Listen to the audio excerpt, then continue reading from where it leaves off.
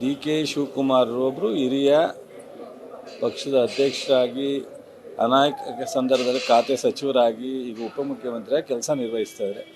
ಅವರು ಒಂದು ಚಲನಚಿತ್ರ ಮಂಡಳಿ ಮಾಡಿರ್ತಕ್ಕಂಥ ಫಂಕ್ಷನ್ನು ಸರ್ಕಾರ ಅದಕ್ಕೆ ಕೈ ಜೋಡಿಸಿರೋದಕ್ಕೆ ಎಲ್ಲರೂ ಬಂದಿಲ್ಲ ಅನ್ನೋ ಒಂದು ಉದ್ದೇಶದ ಹಿನ್ನೆಲೆಯಲ್ಲಿ ಮಾತನಾಡಿದ್ದಾರೆ. ಅದನ್ನು ನಾವು ಭಾಳ ವಿಕೋಪಕ್ಕೆ ತೊಗೊಂಡೋಗುವಂಥ ಅವಶ್ಯಕತೆ ಇಲ್ಲ ಅಂತ ಅನಿಸುತ್ತೆ.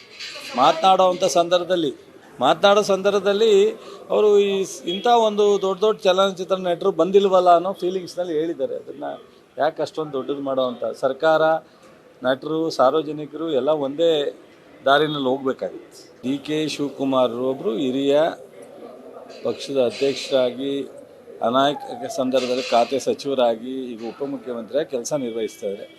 ಅವರು ಒಂದು ಚಲನಚಿತ್ರ ಮಂಡಳಿ ಮಾಡಿರ್ತಕ್ಕಂಥ ಫಂಕ್ಷನ್ನು ಸರ್ಕಾರ ಅದಕ್ಕೆ ಕೈ ಜೋಡಿಸಿರೋದಕ್ಕೆ ಎಲ್ಲರೂ ಬಂದಿಲ್ಲ ಅನ್ನೋ ಒಂದು ಉದ್ದೇಶದ ಹಿನ್ನೆಲೆಯಲ್ಲಿ ಮಾತನಾಡಿದ್ದಾರೆ. ಅದನ್ನು ನಾವು ಭಾಳ ವಿಕೋಪಕ್ಕೆ ತೊಗೊಂಡೋಗುವಂಥ ಅವಶ್ಯಕತೆ ಇಲ್ಲ ಅಂತ ಅನಿಸುತ್ತೆ.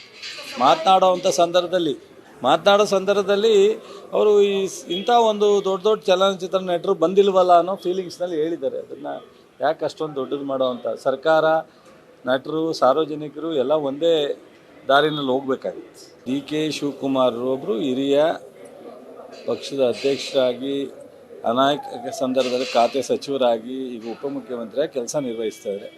ಅವರು ಒಂದು ಚಲನಚಿತ್ರ ಮಂಡಳಿ ಮಾಡಿರ್ತಕ್ಕಂಥ ಫಂಕ್ಷನ್ನು ಸರ್ಕಾರ ಅದಕ್ಕೆ ಕೈ ಜೋಡಿಸಿರೋದಕ್ಕೆ ಎಲ್ಲರೂ ಬಂದಿಲ್ಲ ಅನ್ನೋ ಒಂದು ಉದ್ದೇಶದ ಹಿನ್ನೆಲೆಯಲ್ಲಿ ಮಾತನಾಡಿದ್ದಾರೆ. ಅದನ್ನು ನಾವು ಭಾಳ ವಿಕೋಪಕ್ಕೆ ತೊಗೊಂಡೋಗುವಂಥ ಅವಶ್ಯಕತೆ ಇಲ್ಲ ಅಂತ ಅನಿಸುತ್ತೆ.